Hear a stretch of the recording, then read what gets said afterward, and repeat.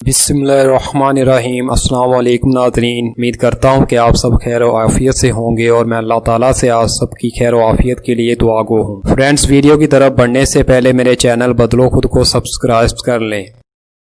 Friends, आज मैं इस वीडियो में बताऊंगा कि किस तरह आजकल हमारे नौजवान हजरात अपनी जवानी को अपने हाथों ही बर्बाद कर बैठते हैं और फ्यूचर में फिर इनकी इसी बर्बादी की वजह से वो अपने बीवी की तसल्ली नहीं कर पाते, मुख्तलिफ अक़साम की बीमारियों में पड़ जाते हैं। तो किस तरह लोग अपनी जवानी को अपने ही हाथों बर्बाद करते हैं, तो आए बढ़ते हैं इस वीडियो की तरफ।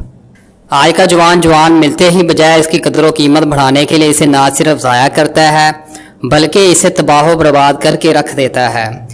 इसकी तबाही और बर्बादी के कई असबाब हैं, उनकी कई वजूहात हैं जो सबको मालूम हैं। तो पहले इसकी वजह जलक और अगलाम है, यानी कि मुश्तदनी करना, खुद लस्ती करना। मुमकिन है किसी जवान को अपने हाल पर रहम आ जाए, याद रहे कि अपने हाथ की रगड़ से मनी निकालना, जिसे अरूफ आराम में मुश्तदनी कहते हैं, हाथ घुसाना कहते हैं। तो इस वजह से लोग, बहुत से नौजवान हजरात अपनी जवानी को बर्बाद कर रहे हैं अपने ही हाथों। अगलाम अपने हम जिनस यानी लड़का लड़के के साथ ऐसे बुरे फेल का इर्तिकाब करता है। ये हरसा अफ़ाल जिस कदर कसरत से हमारे मुल्क में राज हैं, इससे बढ़कर इनके नुकसानात हैं। अज़ाए तनासुल में ना अफ़ाल से इस कदर कसीर नुकसानात वाक़या होते हैं जिनकी इंतहा नहीं। जैसे और जिस तरह इनका असर होता है तफसील आगे बताऊँगा। इन हरसा अफ़ाल के नुकसानात करीब करीब एक ही हैं। इनको 3 हिस्सों में तकसीम किया जा सकता है। नंबर 1, अज़ू नकातलतुल मनी, इन पर इनके असरात अंदरूनी अज़ाए तनासुल पर और दीगर अज़ाए बदन पर। तीनों काम कते नज़र नौजवान की ना जान सूदी के शरण भी सख्त सज़ा है और आखिरत का अजाब। इसीलिए नौजवान खुद को काबू रखने की कोशिश करो और इन चंद अमूर पर अमल करने की कोशिश करें जिन्हें मैं आगे चल कर अर्ज़ करूँगा। इस तरह से ना सिर्फ इसकी जवानी के ख़ज़ां बहार से तब्दील हो जाएगी बल्कि बुढ़ापे तक जवानी जैसे मज़े पाएगा और आखिरत में अजर व सवाब बेशुमार पाएगा। अल्लाह ताला ने अपनी कुदरत से मर्द का आला तनासल यानी ज़कर एक नलकी जो बैर लतीफ़ औरत के ख़जाना तक पहुँचाने के लिए बनाया है। ये एक स्पंज का सा बनाव अपने अंदर रखता है जिसके सबब वक्त ज़रूरत पर यह बढ़ सकता है और ज़रूरत पूरी होने के बाद ये घट जाता है यानी कम हो जाता है, लंबाई इसकी कम हो जाती है। इसकी थोड़ी सी तशरीह ये देख लो कि आइंदा जो बात में बतानी है इसमें मुसीबत पर हमें आगाह करना है और बासानी समझ में आ जाए। पूरे जिस्म के 3 हिस्से अलग अलग ख्याल में लो। नंबर 1 लो, पूरे जिस्म के 3 हिस्से अलग अलग ख्याल में लो। नंबर 1 सर, नंबर 2 दरमियानी जिस्म, नंबर 3 जड़। जड़ से सर की जड़ तक तमाम जिस्म स्पंज की तरह खानादार बना होता है जिसके सबब वो आसानी से फैल और सिमट सकता है। इसके खाने पट्ठों, मोटी रगों और बारीक बारीक रगों से भरे हुए होते हैं। ये रगें शाख दर शाख तकसीम होकर तमाम जिस्म के खानों में फिरते रहते हैं। जहाँ बजाय में थोड़े थोड़े गोश्त के रेशे भी हैं। जिस्म के ऊपर की तरफ 2 खास झिल्लियाँ हैं जो ऊपर नीचे वाक़या है। झिल्ली में पट्ठों के बारीक बारीक तार इस कसरत से हैं कि इनका शुमार दुश्वार होता है। सेवन की तरफ एक बारीक पट्टा है जो ज़िंदगी को रूह को यहाँ लाता है और इसमें भी पट्ठों के बारीक बारीक तार मौजूद होते हैं। सर, यह भी स्पंजी सूरत का बना हुआ है। इसमें बहुत बारीक बारीक खून की रगें हैं और पट्ठों के नहायत नाजुक बारीक बारीक तार जिनमें एहसास की कुव्वत सबसे ज़्यादा। ये तमाम पट्ठे कमर और दिमाग से मिले हुए हैं, गोया इनको बिजली की तारों की तरह समझो। उधर दिमाग में ख्याल पैदा हुआ, इधर इन असाब ने अपना काम शुरू कर दिया। दिमाग से ख्वाहिश और इरादा का ज़हूर फ़ौरन इधर महसूस हुआ और कमर से इन पट्ठों के लगाव ने जिस्म को तनाए रखा। ये सब कुछ इसलिए बताया गया कि सिर्फ इतनी बात समझ आ जाए कि अगर पट्ठों और रगों पर कोई गैर मामूली दबाव पड़ जाए या ये तार किसी तरह ख़राब हो जाए तो दिमाग तक इसका असर पहुंचेगा। कमर भी इसकी तकलीफ़ को महसूस करेगी। ये बात तो तुम्हें मालूम ही है कि रगड़ करने से रतूबत कम होती है और खुश्की आती है। ये खुश्की खुजली और बढ़ाती है। खुजलाने और बार बार रगड़ने से खाल दुख जाती है और खून फ़ौरन इस तरफ दौड़ता है। अगर ज़्यादा सहलाओगे, खुचाओगे, वहाँ कुछ वरम भी आ जाता है। अब एक बात गौर से और सुने। औरत के जिस्म में कुदरत ने ऐसी रतूबतें पैदा फरमाई हैं जिनके सबब अगरचे मर्द का जिस्म रगड़ ज़रूर खाता है लेकिन ना सिर्फ खराश पैदा होती है ना दुखन। खून का इस तरफ दौड़ना हिजान को बढ़ाता है लेकिन अंदर की रगों और पट्ठों पर कोई ऐसा नागवार बार नहीं पड़ता जिससे अंदर किसी किस्म की सोजन पैदा हो। اور تکلیف پہنچے۔ اس کے بالمقابل دنیا کی تمام لیسدار رطوبتوں میں کوئی رطوبت تیل ہو یا صابن، ویسلین ہو یا گھی ہرگز وہ کیفیت پیدا نہیں کر سکتی جو اس قسم کے رگڑ کی تکلیف سے بچائے۔ اور عورت کے مخصوص جسم کے سوا انسانی جسم کا کوئی حصہ بھی ایسا نرم نہیں جو اپنی خراش سے مرد کے جسم کو محفوظ رکھ سکے۔ ہاتھ اور ہاتھوں میں ہتھیلی اور انگلیوں کی کھال ویسے ہی سخت، پھر دنیا کے کام کاج میں مصروف رہنے والے مردوں کی کھال اور زیادہ سخت۔ ہاتھ اس جسم نازک سے چھیڑ چھاڑ کر کے اس نازک جھلی کو سخت دکھ پہنچاتا ہے۔ وہ باریک باریک رگیں اور پٹھے بھی سختی کو ہرگز برداشت نہیں کر سکتے، خواہ کیسی ہی رطوبتیں اور چکناہٹ کیوں نہ استعمال میں لائی جائے۔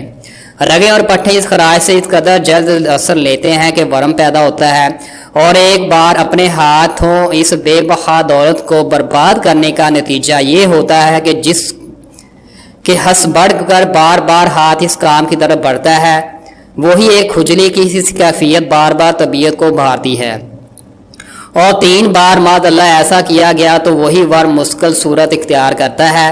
نرم و نازک رگیں دب کر اکڑ کر رگڑ کھا کر سست ہو جاتی ہیں، اور پٹھے اس قدر ذی حس ہو جاتے ہیں کہ رفتہ رفتہ معمولی رگڑ سے بھی ہیجان ہو کر وہ انمول مادہ جو پانی کی طرح بہہ جاتا ہے، رگوں کی سستی، پٹھوں کی خرابی جسم کی حالت کو بگاڑتی ہے۔ اسفنجی قسم کے اجسام کے دبنے سے سب سے پہلا جو اثر ہوتا ہے وہ جڑ کا کمزور اور لاغر ہو جانا ہے۔ اس کے علاوہ درمیانی حصہ جسم میں بھی جہاں جہاں رگیں اور پٹھے زیادہ دب جائیں وہ ہموار نہ رہے گی اور جسم ٹیڑھا ہو جائے گا۔ رگیں جو ان اسفنجی خانوں میں ہیں، ان کے دبنے سے خون اور روح حیوانی کی آمد کم ہوگی، رگیں پھیل نہیں سکیں گی، لہذا اسفنجی جسم بھی نہ پھیل سکے گا، سختی جاتی رہے گی، جسم ڈھیلا اور بے حد لاغر ہو جائے گا۔ اس کے بعد خواہ کتنی بھی کوشش کیوں نہ کی جائے، جسم کی ترقی ہمیشہ لیے رک جاتی ہے، اور اپنے ہاتھوں کے اس کرتوت کے سبب یہ جسم عورت کے قابل رہتا ہی نہیں۔ اگر کوئی بے زبان عصمت و عفت کی دیوی ایسے شخص کے سپرد کر گئی ہو تو وہ عمر بھی اپنی قسمت کو روئے گی، یعنی اپنی قسمت کو روئے گی کہ میں کس مرد کے پلے پڑ گئی ہوں، اور یہ بد نصیب حقیقتاً اس کو منہ دکھانے کے قابل نہ ہوگا جس میں ہوشیاری یعنی کہ ریئیکشن ہی نہ اس مرد میں ہوگی۔ تو اس لیے اول تو اس سے مل ہی نہیں سکتا، اور اگر کسی ترکیب سے مل بھی جائے تو مادہ سے اولاد پیدا کرنے کے جزا مر چکے ہوتے ہیں۔ اب اسے اولاد سے ہمیشہ کے لیے مایوس ہو جانا چاہیے۔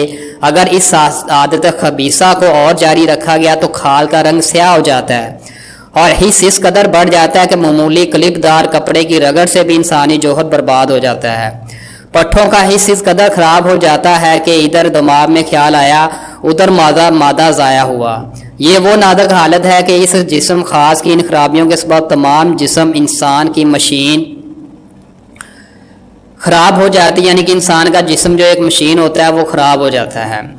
ابھی تم نے دیکھا کہ ان پٹھوں کا تعلق دماغ سے ہے، ان کی خرابی سے دماغ خراب ہوا، تمام جسم کی طاقتیں دماغ کی تابع، اس کی خرابی سے تمام قوتیں خراب، نظر کمزور ہوگی، کانوں میں شائیں شائیں کی آوازیں آئیں گی، مزاج میں چڑچڑا پن ہوگا، خیالات میں پریشانی بڑھتے بڑھتے دماغ بالکل نکما بنا دے گی، اور اپنے ہاتھوں اس جوہر کو برباد کرنے کا نتیجہ جنون ہے۔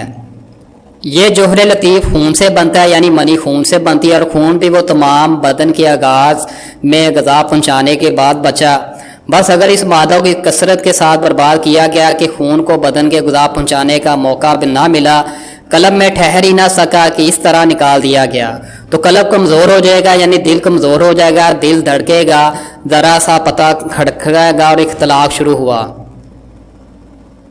یعنی ذرا سا بھی پتہ کھڑک کا اور اختلاط یعنی خارج ہونا شروع ہو جاتا ہے۔ دل پر تمام بدن کی مشین کا دار و مدار، جسم کو خون نہ پہنچا، روز بروز کمزور اور لاغر ہوتا گیا، بلکہ اگر یہ کثرت اس حد کو پہنچی کہ خون بننے میں بھی ناپا جائے گا، اگر ناپا جائے یا نکلنے کی نوبت آئی تو جگر کا فعل خراب ہوگا، گردوں کی گرمی دور ہوئی، معدہ پر اثر پڑا اور خراب ہوا، بھوک کم ہوئی، ایسا ہوا کہ چند قدم چلنا مشکل، نہ دن کا چین رہا نہ رات کا آرام، رات کو سوئے آرام کے لیے خیالات پریشان نے کبھی کوئی تصور پیش کی اور کبھی ایسے ہی بیان تک نہیں پہنچا کہ ہوا وہی کر دکھایا جو اپنے ہاتھوں سے کیا جا رہا۔ صبح اٹھے تو بدن سست ہے، جوڑ جوڑ میں درد ہے، آنکھیں چپکی ہوئی ہیں، اس لیے کہ ان کے عضلات بھی خاص قسم کے عضلات کے ساتھ ساتھ کمزور ہوتے گئے۔ سونا آرام کے لیے تھا، جسم محسوس کر رہا ہے کہ اسے سخت تکلیف ہے، یہ سب کیوں ہوا؟ صرف اس لیے کہ اپنے ہاتھوں اپنا خون بہا دیا، یعنی کہ خود لذتی مشت زنی کر لی۔ یہ ہمارا کہنا جس ترتیب سے چاہو دریافت کر لو، جس طب سے ڈاکٹر سے چاہو دریافت کر لو، مشورہ لے لو، وہ بھی یہی بتائے گا جو ہم نے کہا۔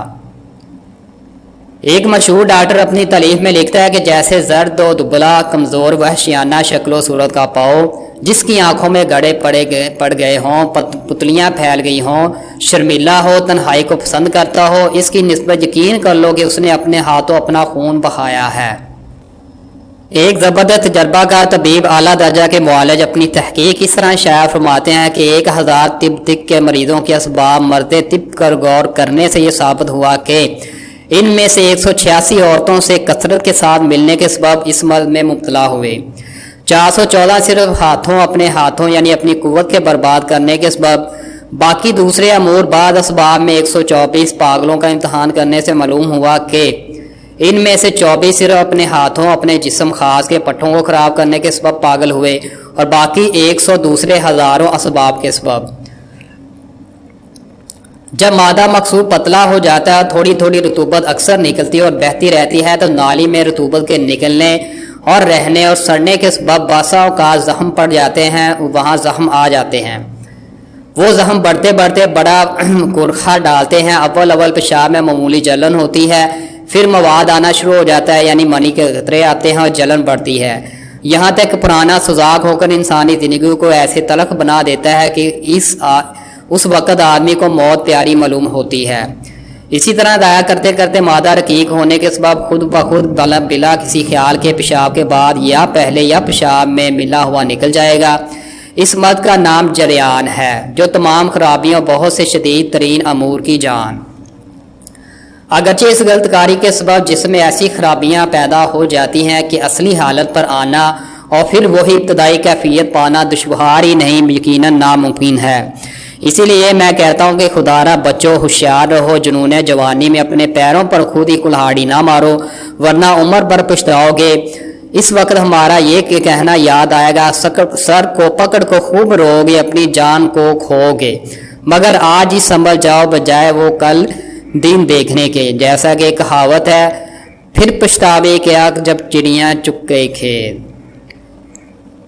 اس بلا کے قریب نہ پھٹکو، یعنی مشتزنی نہ کرو، ہوشیار رہو، اپنے آپ کو سنبھالو۔ اے نوجوانوں، اپنے آپ کو سنبھالو، صبر کرو، جب تک شادی نہیں ہوتی تب تک صبر کرو، اور ان شیطانی عمل سے، ان شیطانی خیالات سے خود کو کنٹرول کرنے کی بھرپور کوشش کرو۔ ہم تمہارے والدین سے کہتے ہیں کہ جلد تمہارا باقاعدہ نکاح کر دیں، اور اگر وہ دیر کریں تو تمہیں اجازت ہے کہ تم خود بول اٹھو، خود کہہ اٹھو کہ میری شادی کروا دو، خود کسی مناسب جگہ نکاح کر لو۔ لوگ اس کو بے حیائی کہیں گے، مگر ہم نہیں کہیں گے۔ اس ناپاک عادت سے تو بچ جاؤ گے، جان سے تو ہاتھ نہ دھو گے۔ اگر خدا نہ خاصا نصیب دشمنان کو اس شخص اس بری عادت کا شکار ہو چکا ہے، تو اسے ہمارا دردمند مخلصانہ مشورہ یہ ہے کہ خدا را اشتہاری دعاؤں کی طرف مائل نہ ہونا۔ جو آج کل اشتہاری دعائیں ہوتی ہیں، حکیم حضرات اشتہار لگا کر دعائیں بیچ رہے ہوتے ہیں، نظر بڑھ بھی انہیں نہ دیکھنا۔ یہ دوسرا زہر کا پیالہ نہ پیے، جو ہونا تھا ہو گیا۔ سب سے پہلے سچے دل سے توبہ کرو، اور پھر کسی اچھے تجربہ کار تعلیم یافتہ طبیب کے پاس، ڈاکٹر کے پاس جائیے، بغیر شرمائے اسے اپنا سارا کچا کھٹا حال سنائیں، اور جب تک وہ بتائے باقاعدہ پورے پرہیز کے ساتھ اس کا علاج عمل میں لائیں۔ امید ہے کہ کچھ نہ کچھ مرہم پٹی ہو جائے گی انشاءاللہ۔ ہم نے دیکھا کہ مبارک دین اسلام نے تمہیں سب سے پہلے یہ تعلیم دی کہ خدا کو شاہد و موجود جانو۔ آج دنیا سے چھپ کر برائیاں کر بیٹھتے ہو، یہ سوچے کہ وہ تو دیکھ رہا ہے، اس سے بچ کر کہاں جائیں گے۔ اس نے زنا کو حرام کیا، اس کی سزا بتائی، اس نے لواطت کو حرام کیا، اس پر سزا معین فرمائی گئی۔ اس دنیا میں یہ سزائیں دی جائیں تو آخرت کے عذاب سے بچ جائے، لیکن اپنے ہاتھوں اس انمول خزانہ کو برباد کرنا ایسا سخت گناہ ٹھہرایا گیا کہ دنیا کی کوئی سزا بھی ایسے شدید جرم کے لیے کافی نہیں ہو سکتی۔ جہنم کا دردناک عذاب ہی اس کا معاوضہ دنیا میں اس فعل ناپاک مرتکب کی صورت پر خدا کی ہزاروں لاکھوں پھٹکاریں، یعنی ہاتھ کے ذریعے اپنی قوت کو نکالنے والا ملعون ہے، جو کہ حدیث شریف کا مفہوم ہے۔ اب میں ایک ٹاپک بتاتا ہوں کہ اپنے ہاتھوں اپنے گلے پر عورتوں کی چھری۔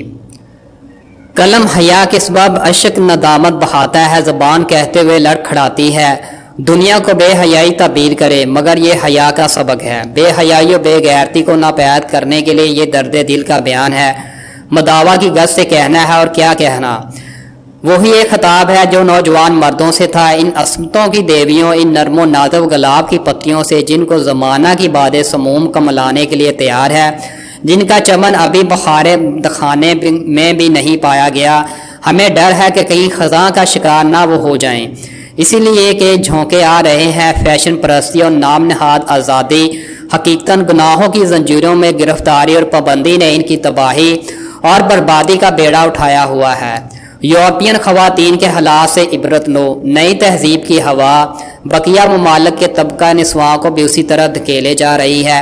افت و عصمت، شرم و غیرت آج یورپ کے زمانہ بازاروں میں ڈھونڈنے سے بھی نہیں ملتی، مصر و شام کے علاقوں میں ناپید ہوتی جا رہی ہے۔ بچی کھچی تھوڑی سی ہندو پاک کی گلیوں یہاں کے کوچوں اور محلوں بلکہ بعض مکانوں چہار دیواروں سے کہیں کہیں نظر آ جاتی ہے۔ کیا وہ وقت بھی آنے والا ہے کہ ہم اس گران نمایاں کو یہاں بھی نہ پائیں گے؟ نوخیر نوجوان غیر محرم لڑکیوں میں آتے جاتے ہیں، نہیں بلکہ ہنسی دل لگی بھی کرتے ہیں، حالانکہ عقائد و جہاں صلی اللہ علیہ وسلم نے ابن ام مکتوم رضی اللہ تعالیٰ عنہ جیسے نبینا کو بھی گھر کی چہار دیواری میں اپنی ازواج کے سامنے نہ آنے دیا۔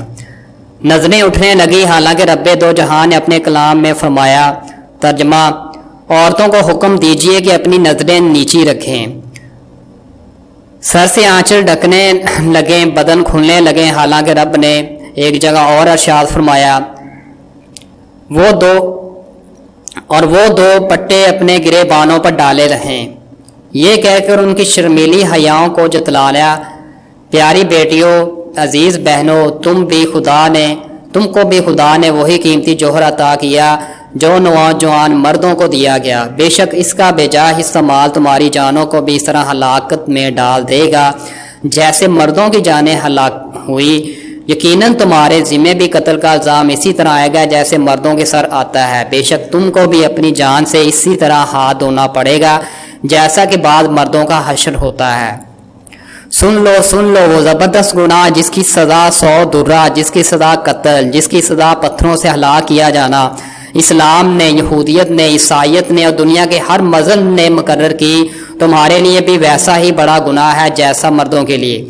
ہاں تم ذرا غور سے حدیث کو پڑھو، حضرت محمد صلی اللہ علیہ وسلم کا ارشاد عالی فرمان ہے، آپ صلی اللہ علیہ وسلم نے فرمایا، جس کا مفہوم ہے غیر محرم کی طرف دیکھنا آنکھ کا زنا ہے، پیروں سے اس کی طرف چلنا پیر کا زنا، کانوں سے اس کا کلام سننا کان کا زنا، ہاتھوں سے اسے پکڑنا ہاتھ کا زنا، زبان سے اس کے ساتھ باتیں کرنا زبان کا زنا، دل میں اگر غیر محرم کے نجائز ملاپ کی تمنا ہو تو دل کا زنا، اور شرمگاہ اس کی تصدیق کرے گی یا اسے جھٹلائے گی، یعنی اگر شرمگاہ تک نوبت پہنچی تو یہ سب گناہ و بدکاری کے بڑے سخت گناہ کے ساتھ مل کر بڑے بن جائیں گے۔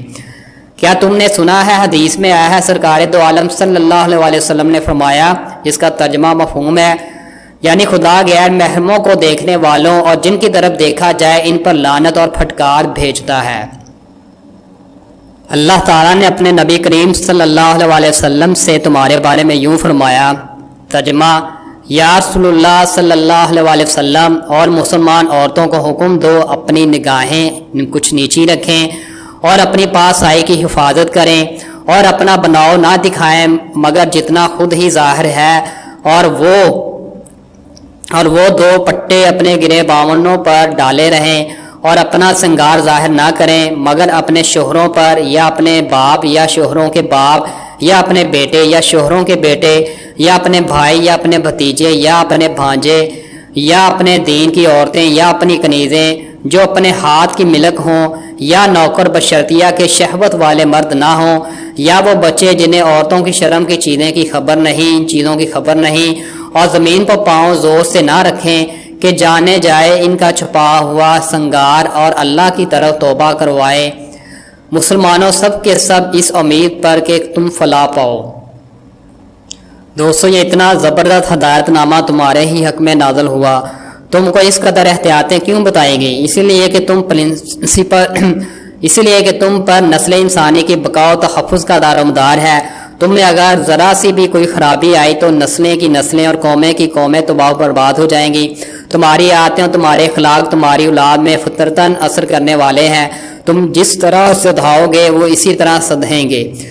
جس حال میں تم ان کو دیکھو گے اس کی نقل وہ بھی کریں گے۔ تم پڑھ لو، اچھی طرح سمجھ لو کہ افت و عصمت جیسا قیمتی زیور اور جواہرات اخلاق میں اس سے بہتر جوہر دنیا کے پردہ پر کوئی نہیں۔ تمہیں تو ایسی تہمت اور فتنہ کی جگہ سے بھی بچنے کی ضرورت ہے۔ حدیث میں آتا ہے ترجمہ، اس جگہ سے بچے ہی رہو جہاں تہمت لگنے کا اندیشہ ہو، یعنی خطرہ ہو۔ تمہیں پہلے ہی بتایا گیا ہے ترجمہ، یعنی ہوشیار رہنا۔ مرد و عورت اگر تنہائی میں کسی جگہ ہوتے ہیں تو ان میں تیسرا ایک شیطان ضرور ہوتا ہے۔ یہ یاد رکھو کہ شیطان وہی ہے جو برائی کی طرف لے جاتا ہے۔ ایک اور جگہ ارشاد ہوا، یعنی شیطان محتاجی کی طرف بلاتا اور بے حیائی کے بےہودہ کاموں ہی کا حکم دیتا ہے۔ مرد عورتوں کے ساتھ بھی ایسی خلوت کہ تمہارے چھپے ہوئے بدن کو دیکھیں تمہارے لیے ممنوع، بلکہ حدیث میں صاف آیا ہے، نبی کریم صلی اللہ علیہ وسلم نے فرمایا، اور مردوں عورتوں کے لیے ایک حکم سنایا۔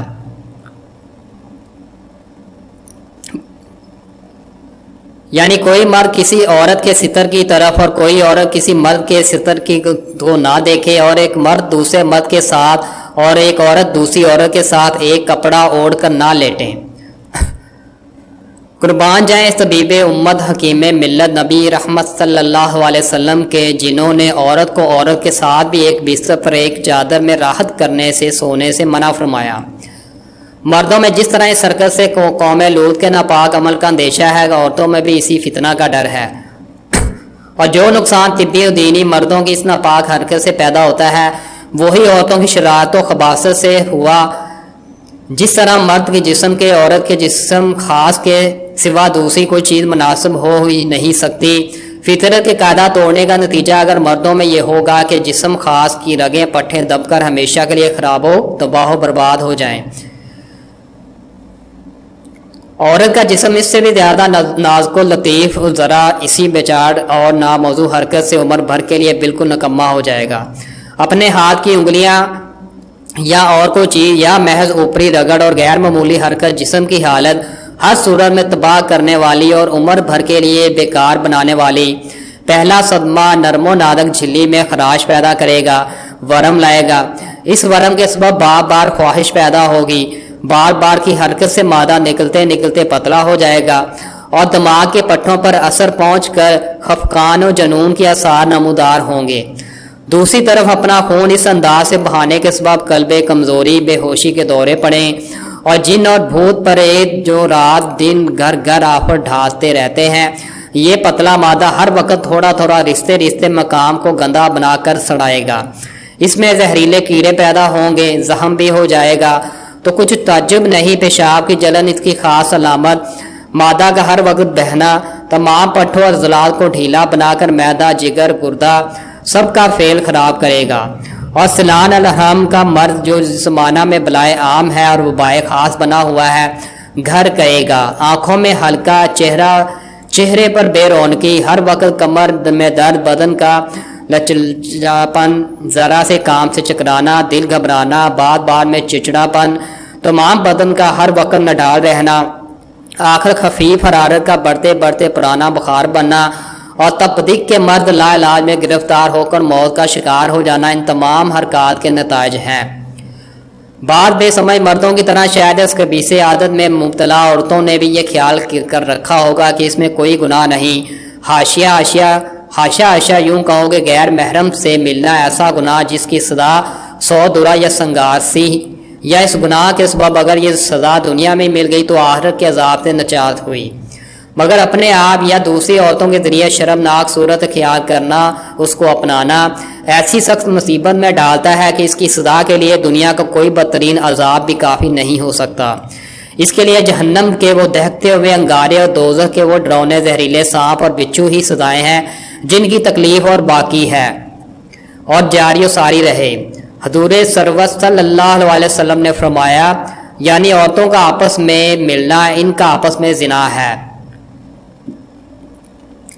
یعنی عورتوں کا آپس میں خاص صورت میں ملنا ان کا آپس میں زنا ہے۔ پھر تاکید فرمائی کہ یعنی نہ عورت عورت کے ساتھ مقاربت کرے، نہ عورت اپنے ہاتھوں اپنے آپ کو خراب کرے، کیونکہ جو عورت اپنے ہاتھوں اپنے آپ کو خراب کرتی ہے وہ بھی یقیناً زانیہ ہی ہے۔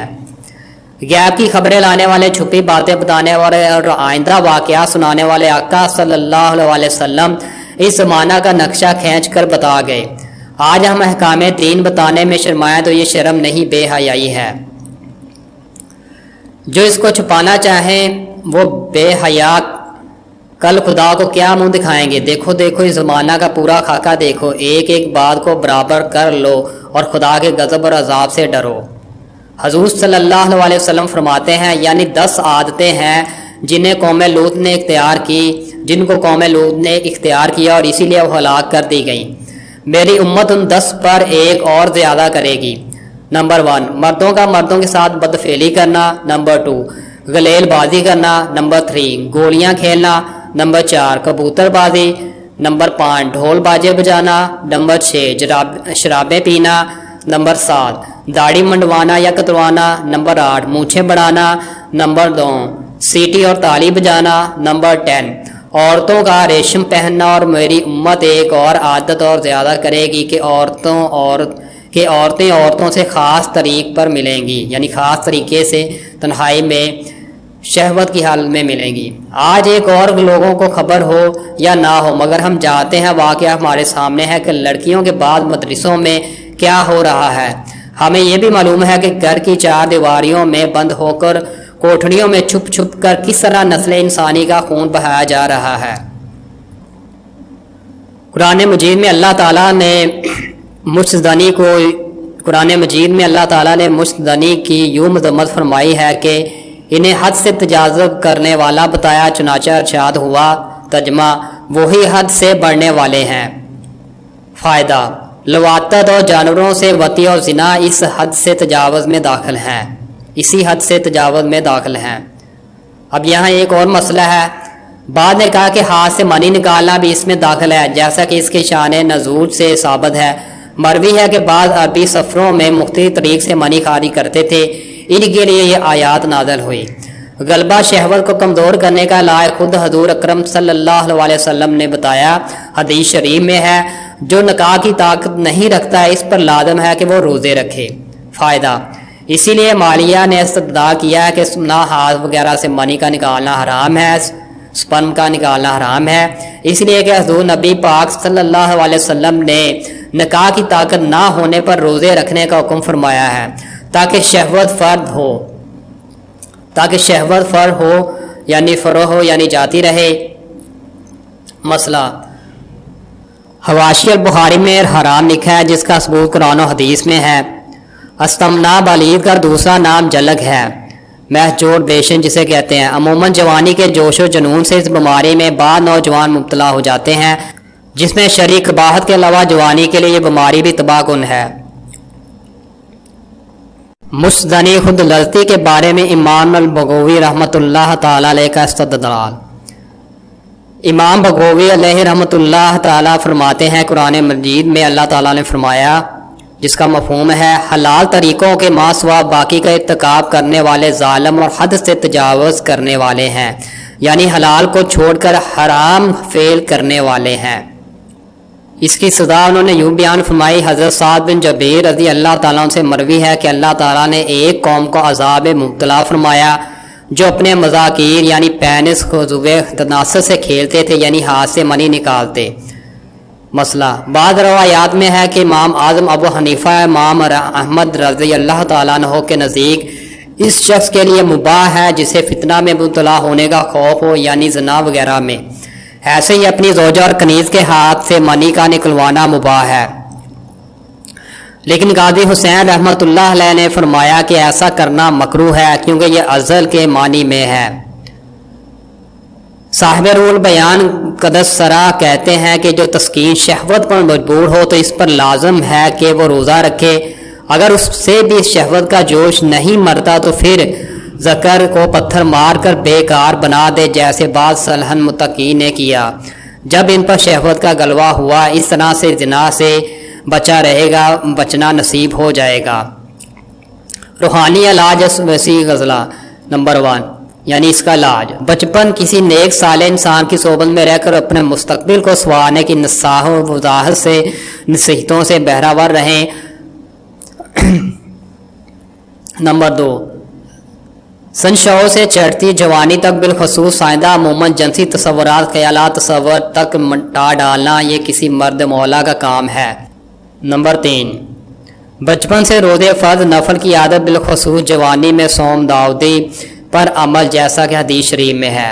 نمبر 4 ٹھنڈے کھانے کھانا، روغن اور لذیذ غذا سے دور رہنا یا سادہ خوراک و سادہ پوشاک۔ نمبر 5 ان اولیاء صالحین کے واقعات پڑھتے رہنا جن میں اس طرح کی پرہیزگاری کا بیان ہو۔ فرینڈز، اب میں آپ کے سامنے ایک متقی طالب علم کا واقعہ پیش کرتا ہوں کہ متقی پرہیزگار طالب علم کون ہے۔ جہانگیر کے زمانہ میں ایک دفعہ شاہی مستورات حضوری باغ میں تقریب کی تاریخ پر آئیں۔ حضوری باغ شاہی قلعے کے سامنے تھا اور ہر سال ایک تقریب مقرر پر اس باغ میں رات کے وقت مستورات شاہی محلات سے آتی اور سیر و تفریح کی صورت میں چند گھنٹوں بعد چلی جاتی تھیں۔ اسی باغ کے اندرونی جانب طلباء کے کمروں کی ایک لائن تھی۔ اس وقت طلباء اور دیگر ہر قسم کے مردوں کو باہر جانے کا حکم ہو گیا اور سب چلے گئے۔ معمول کے مطابق مستورات اندر آ گئیں اور سیر و تفریح کے لیے باغات میں مقررہ وقت گزارا تو بادشاہ کی لڑکی جو نیک تنیت اور صوفیانہ مزاج رکھتی تھی، اس نے جب واپسی سے چند منٹ باقی تھے نماز کی نیت باندھ لی تاکہ کچھ نفل یہاں بھی پڑھ لوں۔ واپسی کی نوبت یعنی نکارہ نماز پڑھتے ہوئے بچ گیا، لیکن اسے معلوم نہ ہوا اور اس کی 2 خاص خادمہ بھی یہی سمجھی گئے شاید چلی گئی ہیں۔ اس خیال سے وہ بھی جلدی جلدی دوسری مستورات کے ساتھ نکل گئیں۔ نوبت بجتے ہی تمام طلباء اپنے اپنے کمروں میں آ گئے اور گیٹ بند کر دیا گیا کیونکہ رات کو گیٹ بند رہتا تھا۔ لیکن لڑکی کی نماز سے جب فارغ ہوئی، لڑکی نماز سے فارغ ہو کر جب گیٹ پر پہنچی تو اسے بند پایا۔ بہت گھبرا گئی چونکہ سردی کا موسم تھا اور شاہی مزاج تھا۔ حیرانگی کے عالم میں ٹھٹھڑی ہوئی محفوظ جگہ کی تلاش میں پھرنے لگی۔ گیٹ کے قریب ایک کمرے میں ایک طالب علم مٹی کے دیے کی لو میں مطالعہ کر رہا تھا۔ طالب علم اسے سردی سے کامتا ہوا دیکھ کر سمجھ گیا کہ شاہی محلات کی کوئی حسین و جمیل لڑکی باہر رہ گئی ہے اور اس طراب کے عالم میں ہے۔ طالب علم کتابوں والی پھٹی اور چراغ وغیرہ اٹھا کر باہر برآمدہ میں آ گیا اور اشارہ سے لڑکی کو کہا کہ کمرہ تمہارے لیے خالی ہے اور درویشانہ بستر میں سردی سے امن حاصل کرو۔ لڑکی سردی کی وجہ سے فوراً اندر چلے گئی۔ طالب علم چراغ پر مطالعہ کر رہا تھا کہ دل میں شیطانی وسوسہ پیدا ہوا کہ ایک حسین و جمیل لڑکی تنہائی میں تیرے پاس موجود ہے، کم از کم اس سے کوئی نہ کوئی بات چیت تو کر لے۔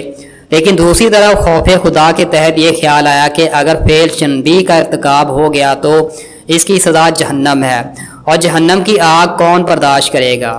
تو پھر دل میں سوچا کہ پہلے انگلی کو دیے پر رکھ کر اس پر آزمائش کر لی جائے، اگر انگلی نے برداشت کر لیا تو پھر مزید کام کروں گا۔ اس خیال سے اپنی انگلی دیے پر رکھی اور انگلی جلانے لگا۔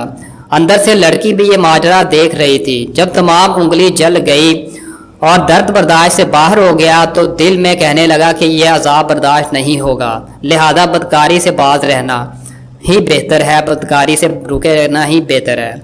کچھ دیر آرام لیا تو پھر وہی وسوسہ دل میں پیدا ہوا۔ پھر اس نے دوسری انگلی دیے پہ جلا دی، پھر کچھ دیر کے بعد تیسری، چوتھی، پانچویں انگلی بھی جلا دی۔ گویا کہ اس نے موقع پانے کے باوجود بدکاری سے بچنے کے لیے ایک ایک کر کے اپنی انگلیاں جلانا شروع کر دیں۔ یہ تمام ماجرا لڑکی بھی دیکھتی رہی۔ اتنے میں تلاش کرنے والے آدمی بھی پہنچ گئے اور انہوں نے طالب علم سے شہزادی کے متعلق پوچھا تو اس نے اندر اشارہ کیا۔ انہوں نے لڑکی کو سر کے بالوں سے پکڑ کر 2 تماچے دیے اور برا بلا کہتے ہوئے نہایت بے دردی کے ساتھ گھر لے گئے۔ شاہی محلات میں کہرام مچ گیا کہ شہزادی طالب علم کے کمرے سے نکالی گئی ہے، جس کی وجہ سے والدہ نے بھی اسے گلے نہ لگایا۔ صبح جب دربار سجایا گیا تو سب سے پہلے یہ ماجرا جہانگیر کے سامنے پیش ہوا۔ جہانگیر نے لڑکی کو حکم دیا تو اپنی سزا خود تجویز کرے کہ وہ اپنی سزا خود تجویز کرے۔ لڑکی نے جواب دیا، بتاؤ مجھے کس جرم کی سزا دیتے ہو؟ پہلے جرم ثابت کرو، پھر جو چاہو سزا دے دینا۔ بادشاہ نے کہا، ثبوت کی کوئی ضرورت نہیں کہ تجھے ایسی حالت میں لایا گیا ہے کہ ہر خاص و عام میں تیری بدکاری کی شہرت ہو چکی ہے۔ شہزادی نے کہا میں اپنی پاک دامنی عفت اور عصمت میں 2 ثبوت پیش کر سکتی ہوں۔ نمبر 1، میری دونوں خادماؤں سے پوچھئے کیا مجھے نماز کی حالت میں چھوڑ کر گئی تھی یا میں خود آنکھ بچا کر کہیں بھاگ گئی تھی؟ اگر انہوں نے مجھے اس حالت میں چھوڑا تو پھر میرا کیا قصور ہے؟ نمبر 2، اس طالب علم کا شیطانی حملے سے بچنے کے لیے تمام انگلیوں کا جلا دینا میری اور اس کی پاک دامنی کا بین ثبوت ہے۔ لڑکی کے ثبوت سے معلوم ہوتا ہے کہ عقل مند لڑکی بھی طالب علم کے انگلیاں جلانے کے معاملے کو سمجھ گئی تھی کہ وہ نفس پر قابو پانے کے لیے اپنے آپ کو اس مشکل میں ڈالے ہوئے تھا تاکہ وہ فعل چنی سے یعنی جہنم کے عذاب سے آگ سے بچ جائے۔ جب طالب علم کو شاہی دربار میں بلا کر انگلیاں جلانے کا حال پوچھا گیا تو طالب علم نے تمام واقعات سچ بیان کر دیے اور شہزادی کی پاک دامنی روزے روشن کی طرح ثابت ہو گئی۔ ایمانداری پر آفرین کہتے ہوئے ان کی ایمانداری پر آفرین کہتے ہوئے بادشاہ نے انہیں معاف کر دیا۔ فائدہ، یہ حضرت مولانا عبدالحکیم سیالکوٹی رحمۃ اللہ تعالی علیہ کی دارالعلوم کا ایک طالب علم تھا۔ وہ اپنے تقوی پرہیزگاری سے اس فعل بد سے بچ گیا اور سعادت ابدی جنت و جنان کے مزے پا گیا۔ ایک اور طالب علم کا واقعہ، ایک عورت اس پر فریفتہ ہو گئی، دیوانی ہو گئی، اسے گھر بلا کر زنا کے ارتکاب کا کہا۔ طالب علم نے کہا بیت الخلاء ہو آؤں۔ وہاں جا کر اپنے تمام جسم سے گندگی آلودہ کر کے باہر آیا تو عورت کو نفرت ہوئی، اسے گھر سے بھاگ جانے کا کہا۔ وہ طالب علم باہر چلا گیا اور گندگی سے پاک صاف ہو کر مدرسے میں واپس لوٹا۔ اب میں آپ کو حضور بابا فرید الدین گنج شکر ساسرا کے بارے میں ان کا مشہور قول سناتا ہوں۔ مشہور ہے کہ آپ کے حسن و جمال پر ایک عورت فریفتہ یعنی دیوانی ہو گئی۔ ایک دفعہ اس عورت نے اپنا ارادہ ظاہر کیا۔ آپ نے فرمایا کہ میرے میں کون سی خوبی ہے جس پر آپ دیوانی ہو گئی ہو؟ کہا آپ کی آنکھ مستانی ہے۔ آپ نے چاقو وغیرہ سے آنکھ نکال کر اسے دے دی اور آنکھ پر پٹی باندھ دی۔ رات کو مرشد کریم قدس سرا کو مٹھیان بھرے تھے۔ آپ نے پوچھا آنکھ کو کیا ہوا ہے، یعنی کہ آپ ان کو دبا رہے تھے۔ عرض کیا آئی ہے۔ مرشد کریم نے فرمایا ماجرا کیا ہے؟ تفصیل سنائی۔ مرشد نے فرمایا آنکھ آئی تو سو آئی ہے۔ اس ارشاد سے وہ آنکھ دوسری آنکھ سے ذرا بڑی اور خوب ہے۔ سنا ہے آج تک آپ کی اولاد کا یہی حال ہے۔ مشتزنی کی خباثت، یہ مت کبھی دراصل مرض نہیں بلکہ عادت کبھی ہے۔ اسے عام طور پر لوگ جھلک کہتے ہیں۔ صرف ہندوستان ہی نہیں بلکہ یورپ کے دیشوں میں بھی، ان ممالک میں بھی یہ فعل کبھی عروج پر ہے۔ یورپ والے اس مرض جھلک کو اونانیزم اور میسٹربریشن کے نام سے موسوم کیے گئے ہوتے ہیں جانتے ہیں۔ اس فعل بد کا مرتکب سب سے پہلا ایک حبشی شخص تھا جس کا نام اونے تھا۔ یہ فعل کبھی اس کی اختراع و ایجاد ہوا، اس کے بعد یہ عادت آہستہ آہستہ تمام دنیا کے گوشوں میں پھیل گئی۔ اس بدکار فعل کا مرتکب زیادہ تر نوجوان ہوا کرتا ہے۔ غیر شادی شدہ نوجوان عالم جوانی میں جب شہوت سے مغلوب ہو جاتا ہے تو اسے قطعی بے چین کرتی ہے وہ شہوت، تو پھر وہ مجبوراً آہستہ آہستہ اس عادت بد کا مرتکب ہو جاتا ہے اور پھر دن میں کئی بار اس فعل کا عادی ہو جاتا ہے، اور یہ علت پھر تو زندگی بھر کی ساتھی بن جاتی ہے، زندگی بھر اسے لگی رہتی ہے۔ ایسے نوجوان چند سالوں کے بعد قطعی ناکارہ ہو کر رہ جاتے ہیں، حتیٰ کہ کئی بیماریوں میں لپٹ جاتے ہیں، عورت کے بھی قابل نہیں رہتے۔ آنکھیں ان کی اندر کو دھنس جاتی ہیں، چہرہ ان کا بے رونق اور سستا ہوا، دھنسا ہوا، روسا ہوا دکھائی دینے لگتا ہے۔ زندگی سے ایسے لوگ مایوس ہو جاتے ہیں، اور جب ان کے سامنے شادی کا نام لیا جائے کہ آپ کی اب شادی کرنی ہے تو اس شادی کے نام سے دور بھاگتے ہیں۔ اگر زبردستی ایسے لوگوں کی شادی کر بھی جائے تو ان کے والدین تو بیچاری غریب لڑکی عمر بھر اپنی بد نصیبی پر آنکھوں خون کے آنسو یا روتی رہتی ہے، بہاتی رہتی ہے۔ چونکہ اس فعل بد کے مرتکب کی ہاتھوں کی رگڑ سے عضو تناسل کی تمام رگیں مردہ ہو کر ابھر آتی ہیں اور عضو مختصر یعنی چھوٹا اور پتلا ہو کر رہ جاتا ہے۔ جڑ کے پاس پانی سوکھ کر رہ جاتا ہے، یعنی خشک سوکھا دبلا پتلا ہو جاتا ہے، اور कजीब की दो रगें डोर्सल आर्टरी और डोर्सल वेन जिन्हें नीले और सुख रंग की रगें कहते हैं, जिनके इंतशार और हिजान और रूह रीह पैदा करने से अज़ू में सख्ती और मोटाई पैदा होती है। ये दोनों रगें मुर्दा होकर उभर आती हैं, जिनसे इनके अफ़ाल भी ख़राब होकर इनके काम भी ख़राब होकर रह जाते हैं। और कज़ीब की तुंदी तेज़ी और इस तादगी नेज़ मोटाई और फ़राबी निस्तो नाबूत बाहो बर्बाद हो जाती है। और ऐसे नौजवान ऐन आलम शबाब में ही मताए शबाब लुटा बैठते हैं और हसरत यास की जिंदा जीती जागती तस्वीर बनकर रह जाते हैं, बल्कि मादर रखती पर यह जीता जागता पलंदा एक गंदा बोझ बनकर इनके लिए रह जाता है।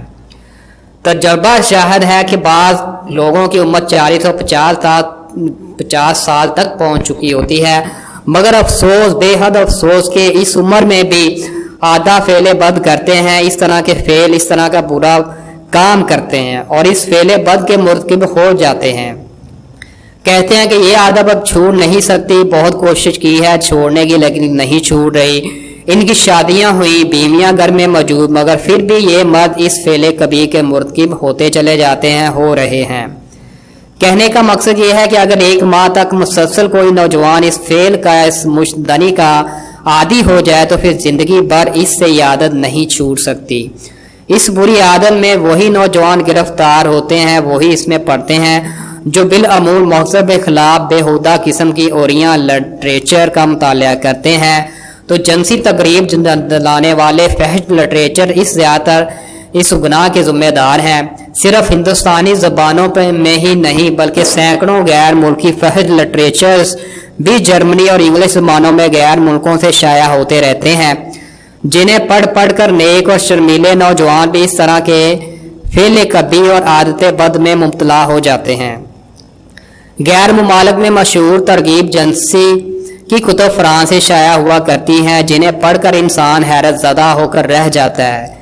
यही नहीं बल्कि शादीशुदा अशख़ास भी, शादीशुदा लोग भी इस मर्द नामर्दी में बसा औक़ात इन्हीं फेले बद की रहनुमाई में अपनी ज़िंदगी का माहौल तब्दील कर लेते हैं और आखिरकार इनकी ज़िंदगियाँ 13 तारीख यानी तारीकी में पड़ जाती हैं, डार्क हो जाती हैं। और ऐसे मर्दों की सुतम ज़रीफ़ियों से गरीब बेचान औरतें भी तरह तरह के अमराज़ रहम में गिरफ्तार होकर जल्द और कबल अज़ वक़्त मौत के संगलाह पंजों में जकड़ जाया करती हैं।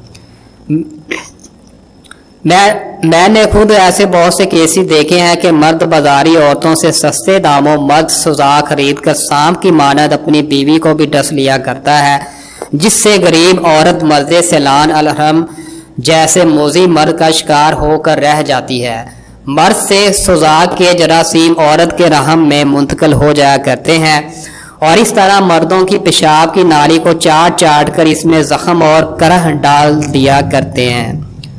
इसी तरह गरीब इफ़त माब औरतें इस लानत ज़दा मर्द का शिकार हो जाया करती हैं और गफलत के बायस रफ्ता रफ्ता ये औरतें सिलान रहम में गिरफ्तार होकर अपनी जवानी ख़त्म कर बैठती हैं। प्रोफेसर फ्लेमिंग और प्रोफेसर ब्राउन ने 90% सैलान अलरहम की मरीज़ों को मर्द सोजाक का बायस करार दे दिया है, यानी जिससे रहम में सोजाक के जरासीम बैसिलस गोनोकोकस बल्कि 100% अयाश मजाज मर्दों के बायस दाखिल रहम हो जाया करते हैं और आखिर में मर्द सैलान रहम में मुब्तला हो जाया करती हैं।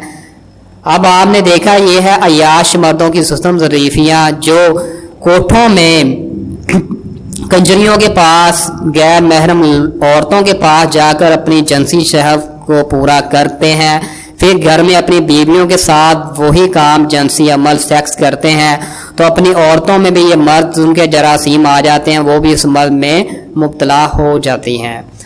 एक और यहाँ अमर भी मुस्लिम सबूत है कि बाद परहेजगार मर्दों की बीवियाँ भी इस मोजी मर्द सैलान में मुब्तला हो जाया करती हैं। ये कैसे और क्यों होता है?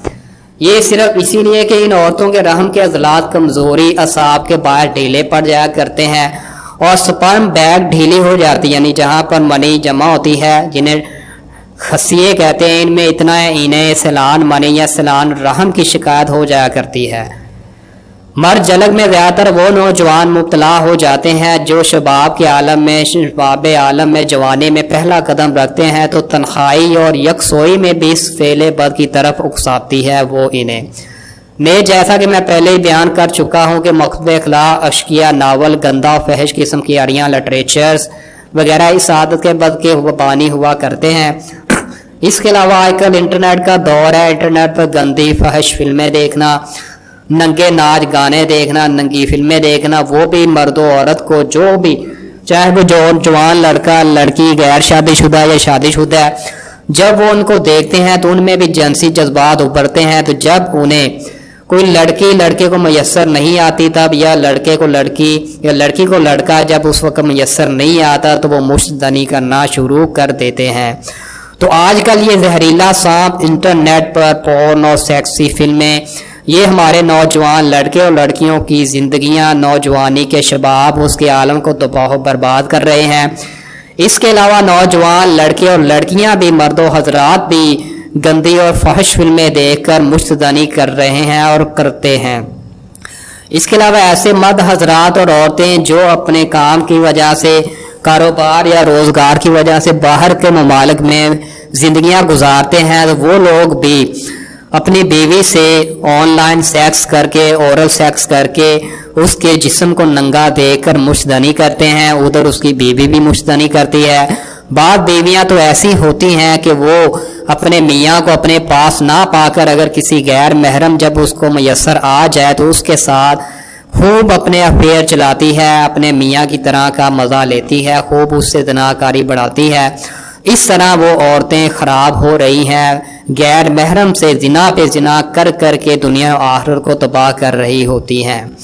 تو خدا را مجھے میری ایسے لوگوں سے، نوجوان لڑکے اور لڑکیاں جن کی شادیاں ہو گئی ہیں ان سے بھی ریکویسٹ ہے، اور جن کی نہیں ہوئی ان سے بھی ریکویسٹ ہے، خدا را اس زہریلے سانپ سے بچیں، جتنا ہو سکے انٹرنیٹ سے دور رہیں، اس طرح کی گندی فلموں سے بچے رہیں، ورنہ یہ آپ کی زندگی کو برباد کر دے گا، دنیا و آخرت دونوں میں آپ کے لیے وبال جان بنا دے گا۔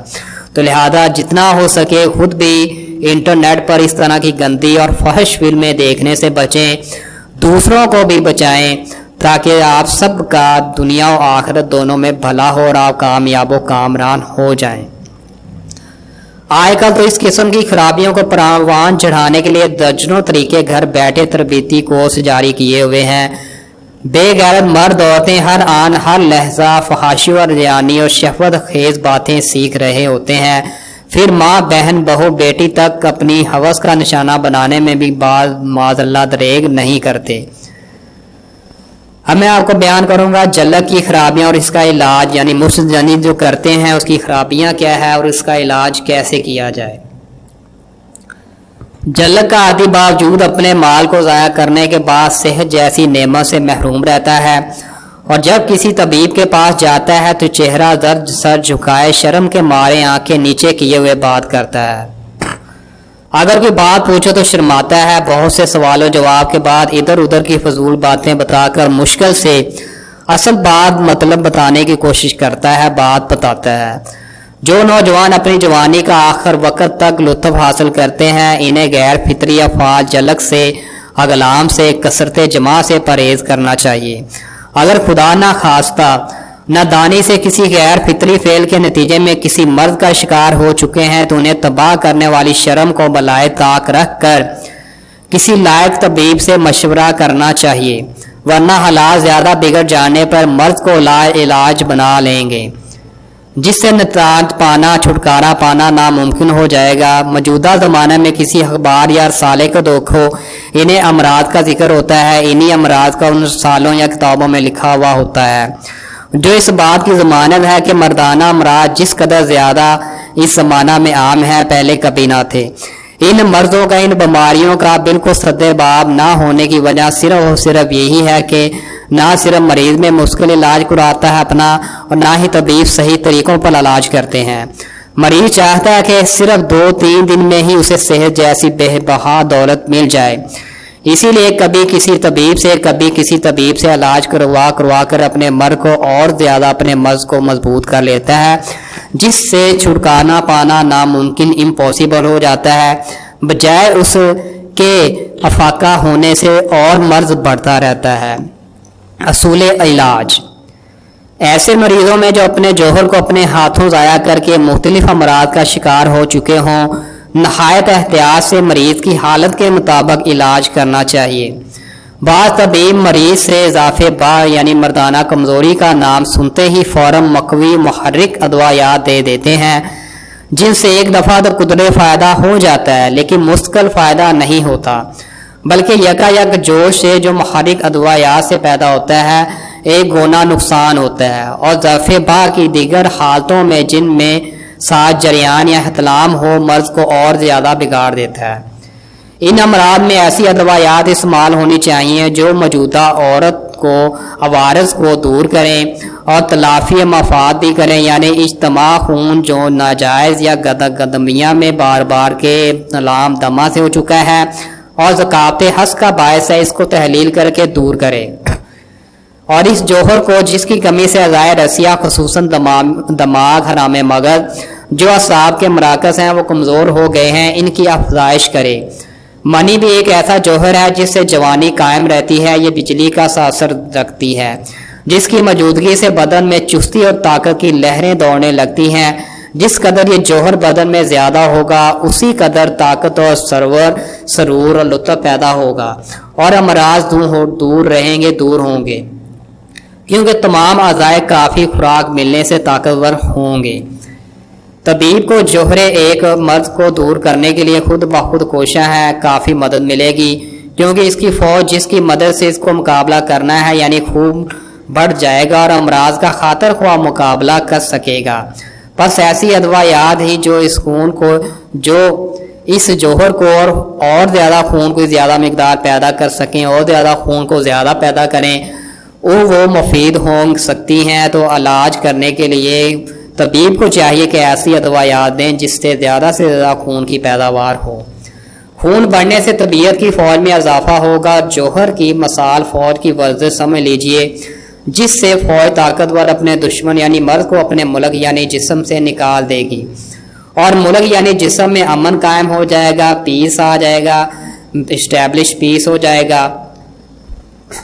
ہم نے اس غرض کو پورا کرنے کے لیے بہت سے امراض زنانہ اور مردانہ پر تجربات کیے رکھے ہیں۔ مثال کے طور پر سلان الرحم، دکھتے حیض، کثرت حیض، بانجھ پن، اولاد پیدا نہ ہونا یا زیادہ پیدا ہونا یا پیدا ہو کر مختلف امراض سے فوت ہو جانا، یا اولاد کا پیدا ہونا رک جانا یا نہ ہونا، کچھ عرصہ کے لیے رکنا، یا لڑکیاں پیدا ہوتے جانا، یا جھوٹا حمل ہونا، جریان، حتلام، ذکاوت حس، نمتی، سوزاگ یا آتشی اور عورت کے پستان سخت کرنا، اندہام نہانی کو سد کرنا، وقتی امساک پیدا کرنا وغیرہ۔ صحت ہزار نعمت، صحت جیسی نعمت وہ حاصل کر سکتا ہے جو کہ بخیل اور تنگ دل نہ ہو، صحت کی قدر جانتا ہو اور اس کو بھی اعتدال پر رکھنے کا شائق ہو۔ نمبر 2، مقتور و مسکر چیزوں مثلاً افیون، چرس سے پرہیز کرنا ضروری ہے۔ نمبر 3، طب کے قانون سے خود واقف ہو یا کسی طبیب کے مشورے پر عمل کرتا ہو۔ نمبر 4، مستقل مزاج اور اپنے اندر عادات و خواہشات کے دبانے کی پیدا کرنے کی طاقت رکھتا ہو۔ نمبر 5، کثرت جمع اور غیر فطری افعال سے بچیں، کیونکہ جس چیز کو تم موہمی لذت پر قربان کرتے ہو وہی بہار جوانی ہے اور چراغ زندگی اسی سے روشن ہے، لہذا اسے بلا وجہ ضائع کرنے سے بچائیں۔ بہت زیادہ اپنی بیوی سے یا کسی غیر محرم سے سیکس نہ کریں۔ نمبر 6، رات کو جلدی سونا اور صبح کو جلدی بیدار ہونا صحت کی نشانی ہے۔ نمبر 7، 20 سال سے کم عمر میں ہرگز جمع نہ کریں، اس سے وہ حرارت جو جوہر جوانی سے قائم ہے زائل ہو جائے گی، ضائع ہو جائے گی۔ رات کو عورت کے ساتھ مت سونا ورنہ ذہن بے حسی و بے رغبتی پیدا ہو جائے گی۔ نمبر 9، خوراک میں باقاعدگی اختیار کریں، ہلکی غذا، سبزی، ترکاری، سادہ پھل، دودھ، مکھن کا استعمال رکھیں۔ نمبر 10، دل میں گندے خیالات کو جگہ نہ دیں، جسم نفسانیت کی بدعات کا مرتکب نہ ہو، جسم کو دل کو صاف پاک رکھیں۔ نمبر 11، اپنی قسمت پر شاکر رہیں اور ہر وقت فکر و رنج میں گھلتے رہنا ٹی بی کی نشانی ہے۔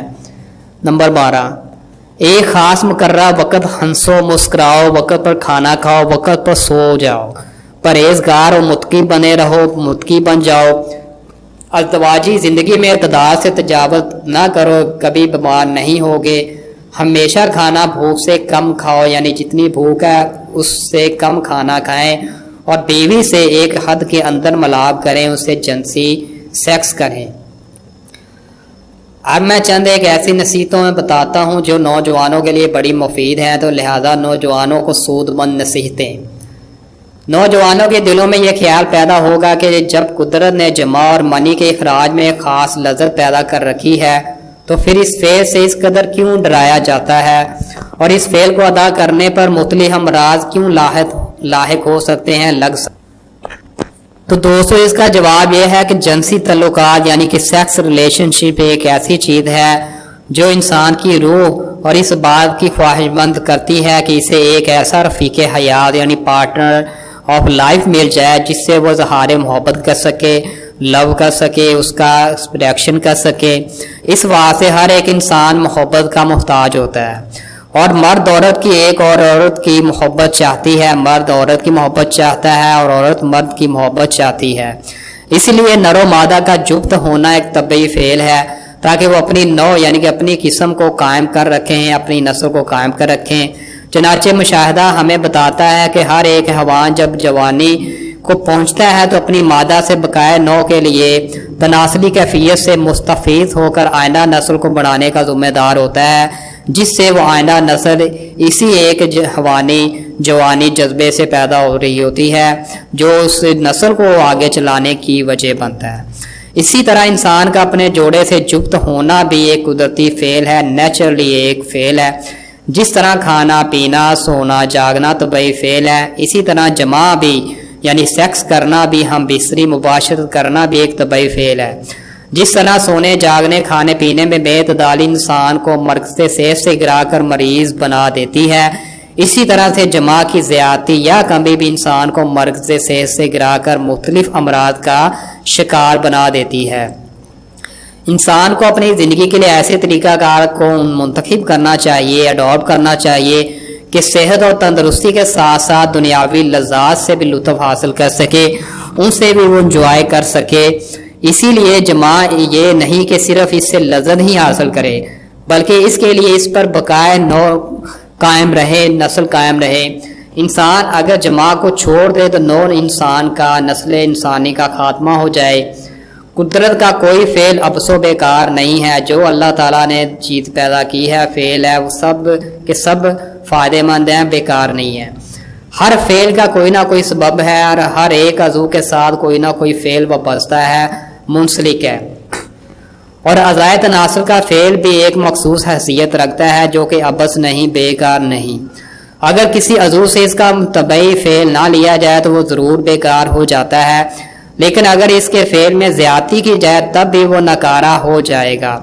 اسی لیے انسان کو اپنے تمام اعضاء میں، اپنے تمام آرگنز میں اعتدال سے کام لینا چاہیے۔ پس فعل جمع کا حد اعتدال پر ہونا کوئی نقصان دہ نہیں، اور اس فعل کو بالکل ہی چھوڑ دینا بھی خطرے سے خالی نہیں، کیونکہ جب قدرت نے ایک فعل کو انسان کے سپرد کر دیا ہے تو اس کو سر انجام نہ دینا بھی قدرت کے قانون کی خلاف ورزی ہے۔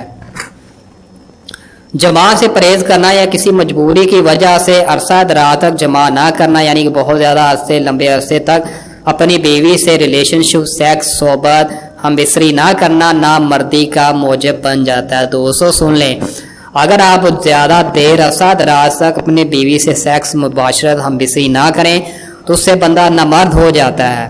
لیکن یہ کب ہے؟ شادی کے بعد، شادی سے پہلے والی حالت نہیں ہے۔ یہ کان کھول کے سن لیں، جب شادی ہو جائے تو شادی ہو جانے کے بعد اگر آپ اپنی بیوی سے زیادہ عرصہ تک، مہینے، 2 مہینے، سال، 6 ماہ بعد اگر اس سے ہم بستری کرتے ہیں تو اس سے نامردی کا موجب بننے کے چانسز بڑھ جاتے ہیں، کیونکہ ایسی حالت میں اعضاء اپنے افعال کو بھول جاتے ہیں، اعضاء اپنا کام کرنا چھوڑ دیتے ہیں، بھول چکے ہوتے ہیں، اور اعضاء منی پیدا کرنا چھوڑ دیتے ہیں، اور عضو کافی خوراک حاصل نہ کرنے سے سبب کتا اور لاگر یعنی کمزور اور ضعیف رہ جاتا ہے، یعنی کہ عضو تناسل کمزور اور ضعیف ہو جاتا ہے، پینس ویک ہو جاتا ہے۔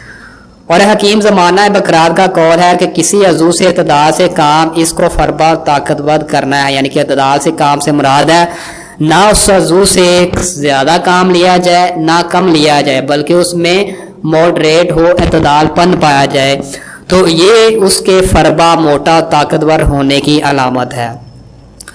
اور اس کی بیکاری لاغری اور سستی پیدا کرتی ہے، اور بیکار یہ اعضاء تب ہوتے ہیں جب آپ اس سے کام لینے میں سستی کریں اور وہ لاغری ہو جاتی ہے۔ چنانچہ پہلے تو مجرد کی طبیعت قسمن پسردہ بدن بوجھل ہوگا اور مختلف امراض کی اماج کا بن جائے گا۔ قدرت نے ہر چیز کا جوڑا پیدا کیا ہے، یعنی کہ ایک نر اور ایک مادہ ہے۔ قدرت کا اس سے مدعا یہ ہے کہ سلسلہ حیات اور نظام عالم کو قائم رکھا جائے تاکہ دنیا کا جو نظام ہے یہ چلتا رہے۔ ہر ایک جوڑا جو انسان یا مرد و عورت جانوروں یا کسی کا بھی جوڑا بنایا تو وہ آگے نسل چلتی رہے۔ قدرت کی مخلوق تو بے انتہا ہے، یعنی بہت زیادہ اللہ تعالیٰ نے کریشن پیدا کی ہوئی ہے، بہت اس کی کریچر ہے، اور ہر ایک ذی حیات کے اندر مجامت کی خواہش ہے، یعنی جماع کی ہم بسترے کی خواہش ہوتی ہے، خواہ ان کے جنسی تعلقات کسی رنگ میں ہی کیوں نہ ہو۔ ہر ایک جاندار کا الگ الگ جمع کرنے کا طریقہ ہے۔ مشاہدہ ہمیں یہ بتاتا ہے کہ سلسلہ حیات کو یعنی زندگی کو قائم رکھنے کے لیے تناسل کا، عضو کا، پینس کا طریق بہت ضروری ہے، یعنی کہ کس طریقے سے کیا جائے، پینس کیسا ہو، فربا موٹا زیادہ ہو، تو یہ ضروری ہے اچھا ہو، اور وہ اعلیٰ تناسل پر موقوف ہے، اسے جو طریقہ ہے وہ اعلیٰ تناسل ہی ہے، اسی کے ذریعے آگے جو نسل ہے جانوروں کی، کسی بھی جاندار کی، وہ چلتی ہے۔ اگر وہ بیکار ہو جائے تو تناسل کا سلسلہ کیسے جاری ہو سکے گا؟ اگر یہ سلسلہ ہی اعلیٰ تناسل ہی بیکار ہو جائے، وہی لاغر اور کمزور ہو جائے، تو آگے کیسے نسل بڑھ سکتی ہے؟ کس طرح اگلی نسل بڑھ جائے گی، بڑھ سکے گی؟ تو دوستو اس ویڈیو کا ابھی حصہ جاری ہے، دوسرا پارٹ بھی میں بنانے جا رہا ہوں، دوسرا اس کا بھی حصہ ہے، تو اس کو بھی لازمی واچ کیجئے اور جوانی میں ہی اپنی اس طرح کی بربادیوں سے، تباہی و بربادیوں سے زندگی کو بچائیں۔